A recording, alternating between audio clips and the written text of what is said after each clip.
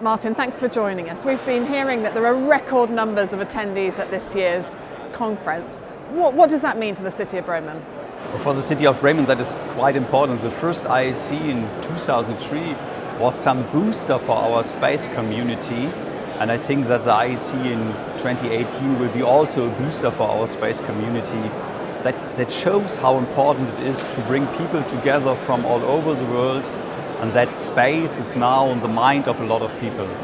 You mentioned that you've already hosted this event once before. I imagine that the city of Bremen has changed a huge amount since then. How has it changed?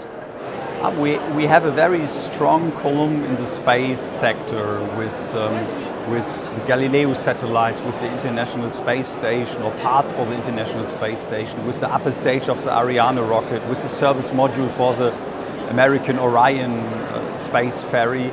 And that shows how important the space industry is for Bremen. And it is one of our key sectors in Bremen. We have automobile industry, we have a strong and traditional maritime industry, and we bring them all together because for us it is quite important to have key technologies, to spread the key technologies over different parts of our industry, and the space industry plays a major role for this. This year's theme to the conference is involving everyone, and I know there's a lot of community involvement. What is that involvement and how important is that for the city? We started in the beginning of January some campaign to say it's our space year in Bremen, Sternstunden, Star Hours 2018, because we think it's not only important to have a lot of participants at the IAC, to have a lot of scientific papers and good discussions with the specialists, but to show everyone in the public in Bremen, in Germany, how important the space industry is for our future. And I think therefore the IAC is quite new booster and a good booster for us. Because there are a lot of students coming in this week, aren't there? And they're presumably students from Bremen.